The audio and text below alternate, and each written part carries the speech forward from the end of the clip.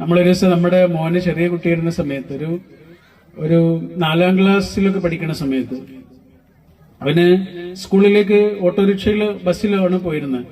അപ്പൊ ഒരു ദിവസം ആ വണ്ടി കിട്ടിയില്ല. അപ്പൊ നമ്മുടെ വണ്ടിയിൽ അവനെ സ്കൂളിലേക്ക് കൊണ്ടുപോയി. അപ്പോ കുറച്ച് വൈകിയിരുന്നു. അത്യാവശ്യം നല്ല വേഗതയിലാണ് പോണ. ചെറിയ റോഡാണ്. അപ്പൊ എതിർവശത്തൊരു ലോറിയാ വരുന്നത്.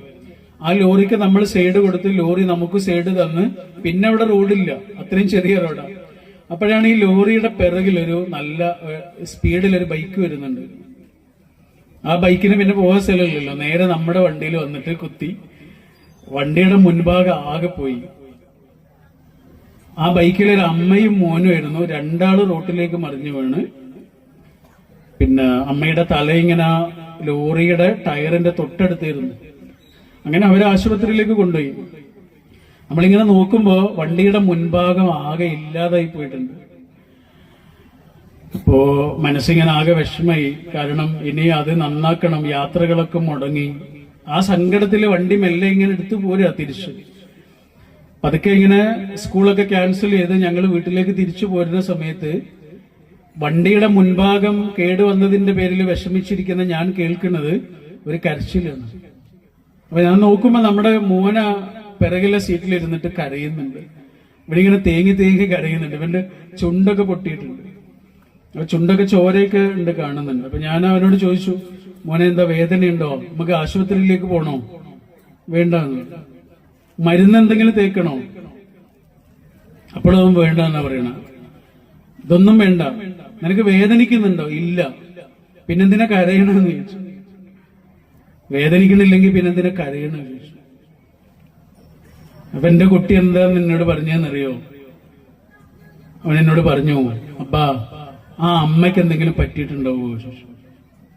അവരുടെ തല പൊട്ടിയിട്ട് ചോരയൊക്കെ വരുന്നുണ്ടല്ലോ, അവരേത് ആശുപത്രിയിലേക്ക് പോയതെന്ന് ചോദിക്കോ, നമുക്ക് അങ്ങോട്ട് പോകാം. ഞാൻ വലിയൊരു കുട്ടിയായി പോയി. എന്റെ മോൻ ചെറിയൊരു മനുഷ്യനായി പോയി. വണ്ടിയുടെ മുൻഭാഗം പൊട്ടിയതിന്റെ പേരിലാണ് എന്റെ മനസ്സ് വിഷമിക്കണം. ആരുമല്ലാത്തൊരു അമ്മയുടെ നെറ്റി പൊട്ടിയതിന്റെ പേരിലാണ് അവന്റെ മനസ്സ് വിഷമിക്കണം. അതാണ് ജിബ്രാൻ പറഞ്ഞത്, കുട്ടികൾക്ക് നിങ്ങൾ എന്ത് വേണമെങ്കിലും കൊടുത്തോളൂ, നിങ്ങളുടെ ചിന്തകൾ കൊടുക്കരുത് കേട്ടോ. കാരണം അവര് വേറെ മനുഷ്യന്മാരാണ്. അവർ ഈ ഭൂമിയിലേക്ക് വന്നത് നിങ്ങളെ ചിന്തകൾ പോലെ ചിന്തിക്കാനല്ല. നിങ്ങൾ കുട്ടികളെ പോലെ ആയിക്കോളൂ, അവരെ നിങ്ങളെ പോലെ ആക്കരുത് എന്ന് അദ്ദേഹം പറയുന്നുണ്ട്. വല്ലാത്തൊരു വാക്കല്ലേ. നിങ്ങൾ കുട്ടികളെ പോലെ ആകൂ. നമ്മളൊരു വീട്ടിലേക്ക് പോയാല് ആ വീടിന്റെ ആർഭാടങ്ങളിലേക്ക് നമ്മൾ നോക്കുക. അതിന്റെ ഗേറ്റ് എത്ര വലുതാണ്, അതിന്റെ മതിൽ എത്ര വലുതാണ്, അവിടെയുള്ള TV എത്ര വലിയ ഇഞ്ചാണ്, അവിടെ ഉണ്ടാക്കിയ വാതിലുകൾ ഏത് മരം കൊണ്ടാണ്, അവിടെ ഉണ്ടാക്കിയ ആർഭാടങ്ങളിലേക്കാണ് നമ്മുടെ കണ്ണ് പോവുക. നമ്മുടെ കൂടെയുള്ള കുട്ടിയുടെ കണ്ണെങ്ങോട്ടാ പോവുക? അവിടെയുള്ള പൂച്ചക്കുട്ടിയിലേക്കാ പോവുക. അവിടെ ഇങ്ങനെ തത്തിക്കളിക്കുന്ന അവിടെയുള്ള ചെറിയ പക്ഷികളിലേക്കാ പോവുക. അവിടെയുള്ള മത്സ്യങ്ങളുണ്ടെങ്കിൽ അതിലേക്ക്, ചെറിയ പൂക്കളിലേക്ക്. ഇതൊക്കെയാണ് നമ്മളെ കുട്ടികൾ പോവുക. നമ്മള് ചിന്തിക്കുന്നത് മുഴുവനും ആർഭാടങ്ങളെ കുറിച്ചായിരിക്കും. കുട്ടികളുടെ ഉള്ളിലുള്ള ഈ ശുദ്ധി ഉണ്ടല്ലോ, ആ ശുദ്ധി നമ്മൾ കാരണം കെട്ടുപോകാതിരിക്കുക എന്നുള്ള ഒരു ജാഗ്രതയാണ് ഒരു പാരന്റ് എന്ന അർത്ഥത്തില് ആ കുഞ്ഞിന് കൊടുക്കാവുന്ന ഏറ്റവും വലിയ കാര്യം. ഷൂസെ സെരമാവോ എന്ന് പറയുന്ന വലിയൊരു എഴുത്തുകാരനുണ്ട് ഇംഗ്ലീഷിൽ. അദ്ദേഹം 70ാമത്തെ വയസ്സിലാണ് അദ്ദേഹത്തിന്റെ ആത്മകഥ എഴുതുന്നത്. 70ാമത്തെ വയസ്സിൽ ആ ആത്മകഥ എഴുതുമ്പോ അദ്ദേഹം ഒരു സംഭവം പറയുന്നുണ്ട്. 7 വയസ്സുള്ള സമയത്ത് അദ്ദേഹത്തിന് വലിയൊരു ആഗ്രഹം ഉണ്ടായിരുന്നു. അതെന്താണെന്നറിയോ? ഒരു കുതിരപ്പുറത്ത് കയറണം എന്നായിരുന്നു. അതുകൊണ്ട് സ്വന്തമായി കുതിരയുള്ള ഒരാളോട് ചെന്നിട്ട് ഈ കുട്ടി ചോദിച്ചു, ഞാൻ നിങ്ങളുടെ കുതിരപ്പുറത്തൊന്ന് കയറിക്കോട്ടെ. ഇയാള് കുതിരപ്പുറത്ത് കയറാൻ സമ്മതിച്ചില്ല എന്ന് മാത്രമല്ല, അവന്റെ കൂട്ടുകാരുടെ ഇടയിൽ വെച്ച് ആ കുട്ടിയെ അപമാനിച്ചു. ആ അപമാനിച്ച സംഭവത്തെ കുറിച്ച് 70ാമത്തെ വയസ്സിൽ ഇദ്ദേഹം പറയണത് എന്താണെന്നറിയോ? ഞാൻ ഒരിക്കലും കയറിയിട്ടില്ലാത്ത കുതിരപ്പുറത്ത് നിന്ന് വീണതിന്റെ മുറിവ് എന്റെ ഉള്ളിൽ ഇപ്പോഴും ഉണ്ട്. ഞാൻ ആ കുതിരപ്പുറത്ത് കയറിയിട്ടില്ല, പക്ഷെ അയാളുടെ വാക്ക് കൊണ്ട് എന്റെ ഉള്ളു മുറിഞ്ഞ് ആ മുറിവിന്റെ പാട് എന്റെ ഉള്ളിൽ ഇപ്പോഴും ഉണ്ട്. വാക്കുകൾ അന്നമാണ്. നമുക്ക് പരിചയമുള്ള കുട്ടികൾ മാത്രമല്ല, നമ്മൾ കാണുന്ന ഓരോ കുട്ടിയുടെയും ഉള്ളിൽ നമ്മൾ കൊടുക്കുന്ന വാക്ക് വളരുന്നുണ്ട്. നമ്മളൊരു അനുഭവം പറയാം. 7ാം ക്ലാസ്സില് നമ്മളെ ഇങ്ങനെ 4ാം ക്ലാസ് വരെ ഒരു സ്കൂള്, 7ാം ക്ലാസ് വരെ വേറൊരു സ്കൂള്, അങ്ങനെ സ്കൂളുകളായിരുന്നു. 3 സ്കൂളിലായിരുന്നു നമ്മളൊക്കെ പഠിച്ചിരുന്നത്. അപ്പോ 7ാം ക്ലാസ് പൂർത്തിയാക്കിയിട്ട് സ്കൂളിൽ നിന്ന് പോവാ. ആ സമയത്ത് ക്ലാസ് ലീഡറൊക്കെ ആയിരുന്നു. അപ്പോ മാഷോട് ചോദിച്ചു, മാഷെ ഇനി ഞങ്ങൾ 8ാം ക്ലാസ്സിലേക്ക് നേരെ പോയാൽ പോരെന്ന് ചോദിച്ചു. മാഷോടെ 8ാം ക്ലാസ്സിലേക്ക് നേരെ പോയാൽ പോരെന്ന് ചോദിച്ചു ക്ലാസ് മാഷോട്. ഈ മാഷിന് അന്നത്തെ എന്തോ ഒരു മനസ്സിന്റെ വിഷമം കൊണ്ടാവാം, അന്നുണ്ടായ എന്തെങ്കിലും ഒരു ടെൻഷൻ കൊണ്ടാവാം, ഈ മാഷ് അന്നൊരു വാക്ക് പറഞ്ഞു. എന്നെ ഇങ്ങനെ പരിഹസിച്ചുകൊണ്ട് ഒരു വാക്ക് പറഞ്ഞു. ഞാൻ ആ വാക്ക് ഇവിടെ പറയണില്ല, നിങ്ങൾക്ക് കേൾക്കണോ? ആ മാഷെ ഇപ്പോഴും കാണാറുണ്ട്. എനിക്ക് ആ മാഷെ ഇപ്പോഴും ഉൾക്കൊള്ളാൻ പറ്റുന്നില്ല. നമ്മളെ പഠിപ്പിച്ച ഓരോ മാഷോടും ടീച്ചറോടും നമ്മൾക്ക് അത്രയും സ്നേഹവും ബഹുമാനമൊക്കെ ഉണ്ട്, ശരിയാ. ആ മാഷോട് മറ്റുള്ള ആളുകളോട്, മറ്റുള്ള മാഷന്മാരോട്, ടീച്ചർമാരോട് ഉള്ളൊരു സ്നേഹം നമ്മുടെ ഉള്ളിൽ വരുന്നില്ല. എത്ര ശ്രമിച്ചിട്ടും ആ മുറിവ് മാഞ്ഞു പോകുന്നില്ല. അത് മാഞ്ഞു പോകാനുള്ള സാധ്യതയും കുറവാണ്. കാരണം 7ാം ക്ലാസ്സിൽ നിന്നുണ്ടായ മുറിവാണ്. ഇപ്പൊ 42 വയസ്സായി. 42 വയസ്സുള്ള എന്നെ ഇത്രേ ആളുകളുടെ ഇടയിൽ വെച്ച് നിങ്ങളെ പരിഹസിച്ചു നോക്കൂ, അപമാനിച്ചു നോക്കൂ. 4-5 മിനിറ്റ് കൊണ്ട് ഞാനത് മറന്നുപോകും, അത് വിട്ടുകളയും. എന്നാൽ 4-5 വയസ്സുള്ള ഒരു കുട്ടിയെ നിങ്ങൾ അപമാനിച്ചു നോക്കൂ.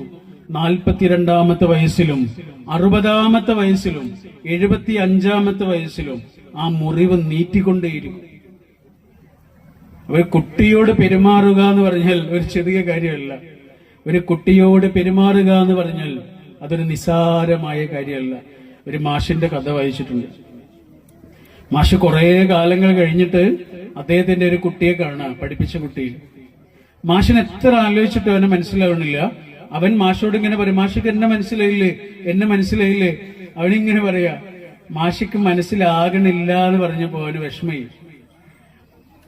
അപ്പോ അവസാനം അവനൊരു കാര്യം എടുത്ത് പറഞ്ഞു. എന്താണെന്നറിയോ? മാഷ് എന്നെ ഓർക്കാൻ ഒരു കാര്യം ഞാൻ പറഞ്ഞുതരാം. ഞങ്ങളുടെ ക്ലാസ്സിൽ ഒരാള്, അവന്റെ അച്ഛൻ ഗൾഫിലായിരുന്നു. അപ്പൊ അച്ഛൻ അവന് പുതിയൊരു വാച്ച് കൊടുത്തിട്ട് ആ വാച്ചും കൊണ്ട് അവൻ ക്ലാസ്സിലേക്ക് വന്ന്. ആ വാച്ച് ഉച്ചയായപ്പോഴേക്ക് കാണാതായി. വാച്ച് കാണാനില്ല. മാഷ് ഞങ്ങളുടെ ക്ലാസ്സിലേക്ക് വന്നപ്പോഴാണ് വാച്ച് കാണാനില്ലാത്ത കാര്യം പറഞ്ഞ് ഇവൻ കരയുന്നത്. മാഷിക്ക് മനസ്സിലായി അത് ക്ലാസ്സിൽ നിന്ന് പുറത്തു പോയിട്ടില്ല. അപ്പൊ മാഷ് എന്താ ചെയ്തതെന്നറിയോ? മാഷ് ഞങ്ങളോട് എല്ലാരോടും എഴുന്നേറ്റ് നിൽക്കാൻ പറഞ്ഞ് ഞങ്ങളെല്ലാവരും എഴുന്നേറ്റ് നിന്ന്.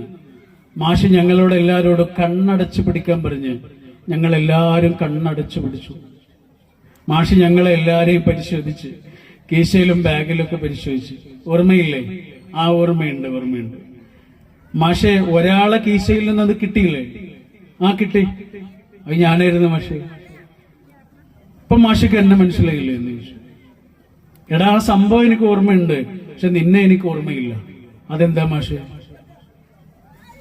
മാഷ് പറഞ്ഞു, എല്ലാരോടും കണ്ണടക്കാൻ പറഞ്ഞത് എന്തുകൊണ്ടായിരുന്നു എന്നറിയോ? ആരുടെ കീശയിൽ നിന്നാണ് അത് കിട്ടുന്നത് എന്ന് മറ്റുള്ള കുട്ടികൾ അറിയാതിരിക്കാൻ വേണ്ടിയിട്ടാണ്. കൂട്ടത്തിൽ ആരാണ് കള്ളൻ എന്ന് മറ്റുള്ള കുട്ടികൾ അറിയാതിരിക്കാൻ വേണ്ടിയിട്ടാണ് എല്ലാരോടും കണ്ണടക്കാൻ പറഞ്ഞ. എടാ, നിങ്ങളോട് എല്ലാരോടും കണ്ണടക്കാൻ പറഞ്ഞപ്പോ മാഷും കണ്ണടച്ചിരുന്നു. എനിക്കറിയണ്ട എന്റെ കുട്ടികളുടെ കൂട്ടത്തിൽ ആരാണ് കള്ളൻ എന്ന് എനിക്കറിയണ്ട. നല്ലൊരു മാഷ് അന്ധനായൊരു മാഷായി മാറുകയാണ്. ഈ അടുത്ത് നിങ്ങൾ കേട്ടില്ലേ, ഒരു ഓഫീസ് റൂമിൽ വെച്ച് അധ്യാപകനോട് കയർത്ത ഒരു കുട്ടി ഒരിക്കലും ഒരു അധ്യാപകനോട് പറയാൻ പാടില്ലാത്ത വാക്കുകളൊക്കെ പറഞ്ഞ് ആ കുട്ടിയെ ആ സ്കൂളിൽ നിന്ന് പുറത്താക്കുകയാണ് ചെയ്തത്. സത്യത്തിൽ അവനെ പുറത്താക്കാൻ പാടില്ല.